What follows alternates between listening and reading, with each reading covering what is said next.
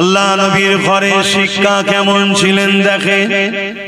হযরতে খাতুনে জান্নাত তিনি এমন করে হযরত ইমামে হাসান হোসেন দুই ভাই অসুস্থ হয়েছে, তাই তিনাদের সুস্থতার জন্য খাতুনে জান্নাত নিয়ত করলেন, মান্নত করলেন, ও রব্বি আল্লাহ, আমার বাচ্চা দুটো সুস্থ হয়ে গেলে আমি আপনার খুশির জন্য তিনটে রোজা রাখার মান্নত করলাম, নিয়ত করলাম।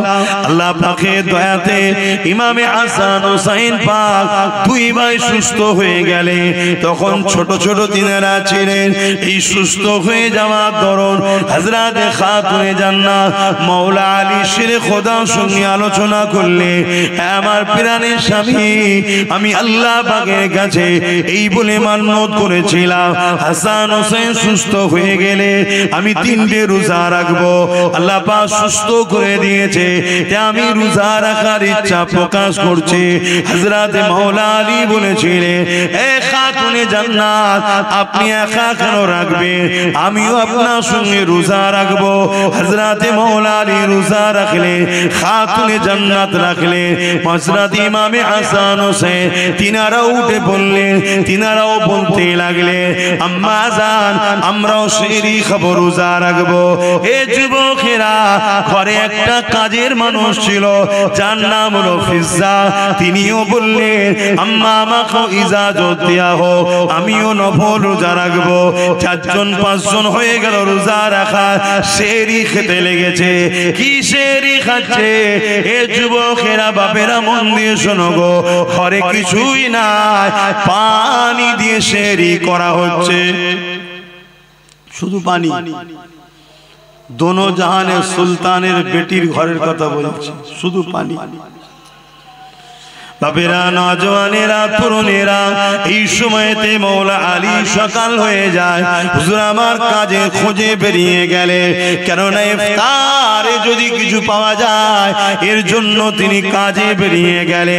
খাজুরের বাগানে পানি দেওয়ার কাজ করতে লাগলে, এতে সামান্য কিছু আল্লাহ মিলালে, তা থেকে জবের আটা, রুটি এবং কিছু খাজুর কিনে নিয়ে এলে। যখন ইফতার সাজানো হয়ে গেছে, আজানের অপেক্ষা রয়েছে, ইফতার করবে, হঠাৎ করে দরজার গোড়ায় এক অচানা মুসাফির আওয়াজ দিয়ে বলতে লাগলো, এ খাতুনে জান্নাত, এ নবীর কলিজা টুকরি ফাতেমা, এ আহলে রাসূলরা, আমি বড় ক্ষুধার্ত রয়েছে, কয়েকদিন আমার খাওয়া হয়নি, নবীর ঘর থেকে আমরা ফিরে যাব, আহলে রাসূলের ঘর থেকে খালি হাতে ফিরে যাব, এটা হতে পারে না, এ আমাকে কিছু দেন। হযরতে খাতুনে জান্নাত দেখলো ইফতারটা এত সামান্য রয়েছে, ওই মানুষটাকে সব যদি না দেয়া যায়, একটা মানুষের পেটও ভরবে না। তাই খাতুনে জান্নাত ওই ইফতারের পাত্রটাকে নিয়ে হযরতে মাওলা আলীর স্বামীকে দিয়ে দিলে, যান এই মুসাফিরটাকে দিয়ে দেন, ওই গরীব ক্ষুধার্তটাকে দিয়ে দেন। হযরতে খাতুনে জান্নাতের কথা শুনে মাওলা আলী বলল, না, আমার বাচ্চা দুটো রোজা রেখে আছে, তারা ইফতার কি করবে? তুমি আমি না হয় বড় মানুষ নাই করলা, দুটো ছোট ছোট বাচ্চা, তারা রোজা রেখে সারা দিন রয়েছে, সেহরিতে পানি খেয়েছে, তারা কি ইফতার করবে? একবার মাওলা আলী বলল, না। মাওলা আলী ইফতারের থালিটা নিয়ে গিয়ে, পাত্রটা নিয়ে গিয়ে ওই মুসাফিরটাকে দিয়ে দিল। মুসাফির চলে গেল, মান্নতে রোজা ছিল, পরের দিন আবার সেহরিতে খাতুনে জান্নাত উঠলো, মাওলা আলীও উঠলো, ইমামে হাসান হোসেন উঠলো, ওই ফিজ্জা নামের কাজের মানুষটা উঠলো, পাঁচ জনায় আবার সেহরিতে পানি খেলে, আবার রোজা নিয়ত করে নিলে, আবার মাওলা আলী দিনের বেলা কাজের জন্য বেরিয়ে গেলে, আবার সামান্য কিছু অর্থ মিলল, তা থেকে আবার কিছু জবের আটা, রুটি আর কিছু খাজুর কিনে নিয়েছে, ইফতারির জন্য তৈরি হতে লাগলো। আজানের অপেক্ষায় রয়েছে দ্বিতীয় দিনে সে ইফতারেতে হঠাৎ করে দরজার গোড়ায় আবার প্রথম দিনের না একজন মুসাফির এসে সালাম দিয়ে আওয়াজ দিলে, এ আহলে রাসূলরা, আমি বড় ক্ষুধার্ত রয়েছি, আমাকে কিছু খেতে দেন, আমাকে ফিরিয়ে দেবেন না। হযরত খাতুনে জান্নাত প্রথম দিন স্বামীর হাতে তুলে দিয়েছিল। মায়ের নকশা কদমে চলে বাচ্চারা, এই জন্য বলা হয় বাচ্চাদের প্রথম শিক্ষিকা হলো মা। তাই হযরত ইমাম হোসেন পাক উঠে দাঁড়িয়ে গেলেন, ওই ইফতারের পাত্রটা নিলেন, সোজা গিয়ে ওই মুসাফিরের হাতে দিয়ে ঘরে এসে বসে পড়লেন। যে আজান দিল পানি দিয়ে ইফতারটা করে নিল। এ যুবকেরা, তরুণেরা, দ্বিতীয় দুটো রোজা রাখা হয়ে গেল।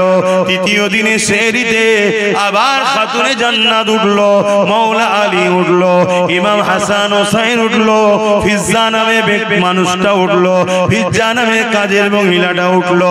এমন করে সেহরিতে আবার পানি খেলেন, রোজার নিয়ত করে নিলেন। 3 দিনের দিনে মাওলা আলী তিনি আবার কাজে বেরোলেন। একভাবে পানি ছাড়া অন্য কিছু যার পেটে পড়েনি জিনার, তিনি বড় দুর্বল হয়ে গেলেন। 3 দিনে তিনি বড় কষ্ট করে কাজ করে সামান্য কিছু আবার অর্থ পেলে তা দ্বারা জবেরাটা রুটি আবার খাজুর নিয়ে ঘরে ফিরলেন। 3 দিনের দিনে শরীর চলছে না। আমার নওজওয়ানেরা, নিজের দিকে তাকাও আর নবীর বংশের দিকে তাকাও। খানদানে রাসূল, আওলাদে রাসূল, নবীর কলিজা টুকরি খাতুনে জান্নাতের দিকে দেখো, ইমাম হাসান হোসেনের দিকে দেখো, মাওলা আলীর দিকে দেখো। পুরো কায়নাত জান্নাতের জন্য তৈরি হয়েছে, সেই ইমাম হাসান হোসেনের দিকে দেখো। তাদের জিন্দেগিটা কেমন ছিল আর আমার তোমার জিন্দেগি কেমন হচ্ছে। এত আল্লাহ শান্তি দিয়েছে, তাও আমরা ইসলাম থেকে দূরে সরে যাচ্ছি। আল্লাহ ছাড় দিয়েছে, ছেড়ে দেয়নি আমাদেরকে, ধরবে। এ নওজওয়ানেরা, 3 দিনের দিনও আগে 2 দিনের মতো যখন ইফতার রেডি হয়ে গেছে, এক মুসাফির জিনা এসে আওয়াজ দিতে লাগলেন, এ আহলে রাসূলরা, বড় ক্ষুধার্ত রয়েছি, কিছু দেন, ফিরিয়ে দেবেন না। প্রথম দিনে খাতুনে জান্নাত মাওলা আলীর হাতে দিয়ে পাঠিয়েছিল। দ্বিতীয় দিনে ইমাম হোসেন হাসান পাক নিজে আগিয়ে চলে গেছে।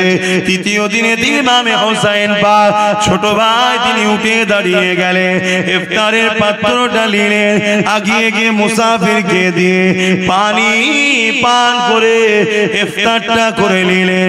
এ যুবকেরা, তরুণেরা, বাপেরা, আল্লাহ রাসূল ঘরে চলে এলেন ইশারাতে, এসে বলতে লেগেছে, মারে কি এমন কাজ তোমরা করেছো যার জন্য আল্লাহ বড় খুশি হয়ে গেছে। খাতুনে জান্নাত শুনিয়ে দিলেন, আল্লাহ নবী চোখ দিয়ে পানি বেরোতে লাগলো যে আমার পেটি দুনিয়ায় কি হালে রয়েছে, ইমাম হাসান হোসেন কি হালে রয়েছে, আমার জামাই মাওলা আলী কি হালে রয়েছে। কিন্তু নবী আমার ওখানেও হাত তুলে দোয়া চেয়ে বলেন, আল্লাহ আমার পেটির সংসারে তুমি রুজির বরকত দাও, আমার হাসান হোসেনের সংসারে বরকত দাও। নবী আমার ওটা দোয়া করেন, ওখানেও নবী আমার দোয়া করেছে, আল্লাহ পাক আমার উম্মতিদের হিফাজত করে। আরো জোরে বলুন সুবহান। আজকে সেই উম্মত আমরা কি করছি বলুন?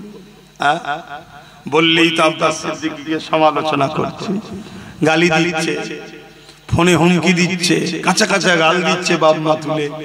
কেন? আজ ইসলাম মিটে যাচ্ছে, কথা বলছি তাই। ইসলাম মিটে যাচ্ছে, কথা বলছি তাই। ভাবুন, আল্লাহ কিন্তু ছাড়বে না। কত কষ্ট করে তারা এই দিনের জন্য সব কিছু কুরবান করেছে।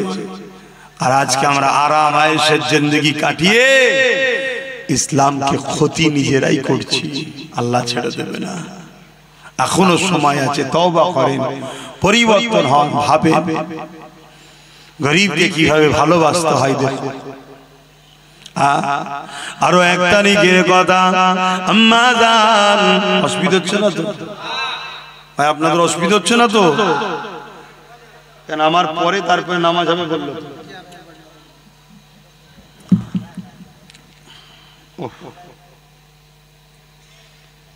আরো 1 তারিখের কথা আল্লাহ নবীর কলিজার টুকরি খাতুনে জান্নাত দুনিয়া থেকে চলে যাবার সময় হয়েছে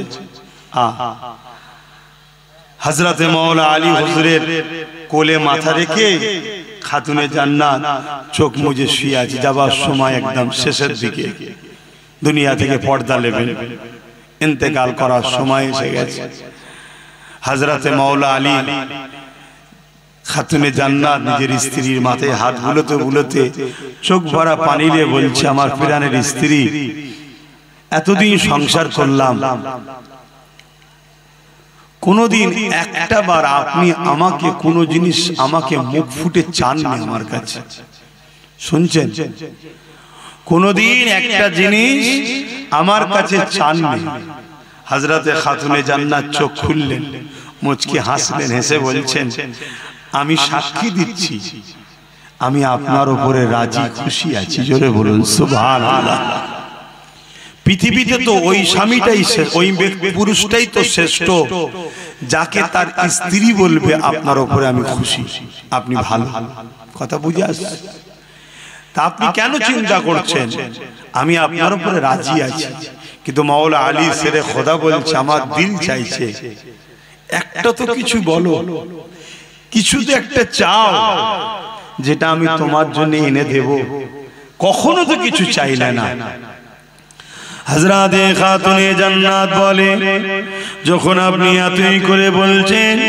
জান একটা আপেল কিনে নিয়ে আসেন একটা সেফ নিয়ে আসেন আমি এটা আপনার কাছে চাইলাম জান दोनों जहान सुल्तानेर बेटी हजरत मौला अली कोल থেকে বড় আদর করে স্ত্রীর মাথাটা তাকিয়া বালিশের উপরে রেখে দিয়ে খাতুনে জান্নাতের জন্য ছুটতে লেগেছে হযরত আলী চোখে পানি এ পানি বড় আনন্দের পানি আজ আমার কাছে ফাতেমা কিছু চেয়েছে তাই বাজারে গেছে এত অল্প পয়সা ছিল একটা পিসি শুধু আপেল হয়েছে ওই আপেলটা কিনে নিয়ে ঘরে ফিরে আসছে রাস্তায় একটা ক্ষুধার্ত ব্যক্তি মুসাফির হাত দিয়েছে হে হযরত আলী হে নবীর জামাতা হে আলে রাসূল আমি বড় ক্ষুধার্ত তোমার হাতের আপেলটা আমাকে দাও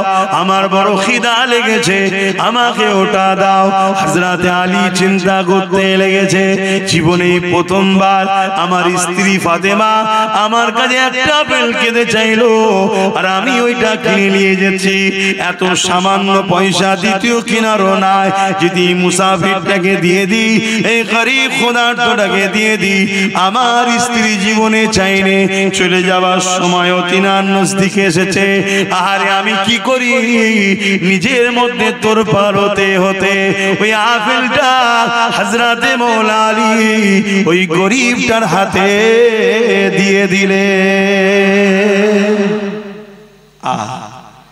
কি তাদের প্রেম ছিল গরীবদের উপরে দেখো দিয়ে মন মরা করে আর ঘরে ঢুকছে হযরতে খাতুনে জান্নাত মুচকি হেসে বলছেন হ্যাঁ আমার প্রাণের স্বামী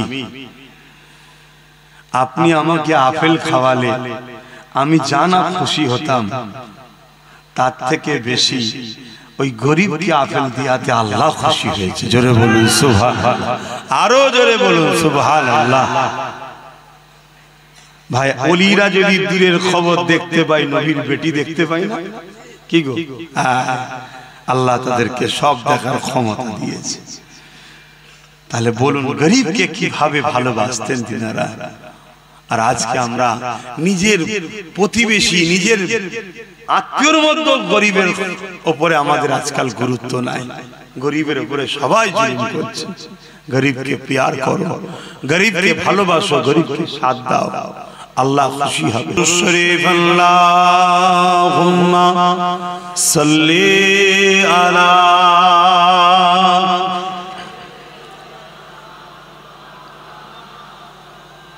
ওয়ালা আলি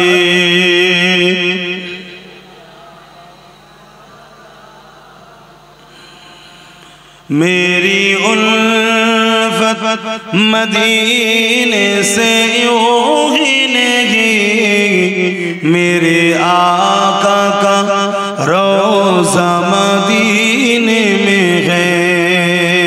मैं मदीने की जानिब न कैसे खींचूं, मैं मदीने की जानिब न कैसे खींचूं, मेरा दीनो दुनिया मदीने में है।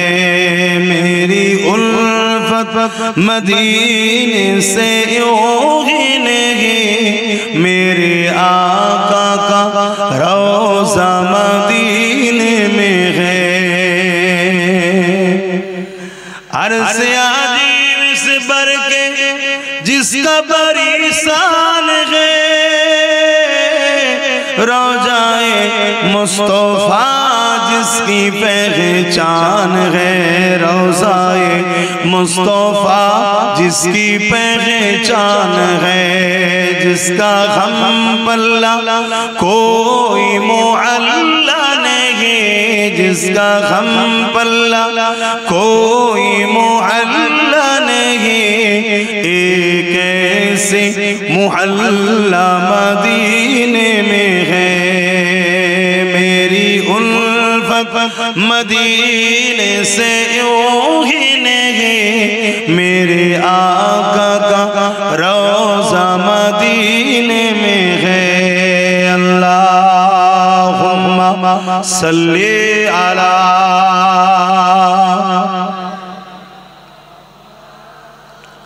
जोरे जोरे पढ़ेन, आपनादेर देखे तो आमारो घुम पाচ্ছে।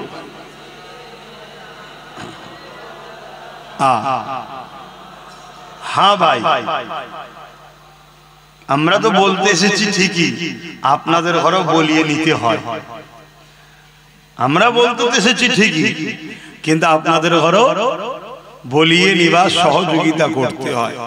এত যদি ঝিমিয়ে যান তাহলে আমাদেরও তো অবস্থা খারাপ হয়ে যাবে।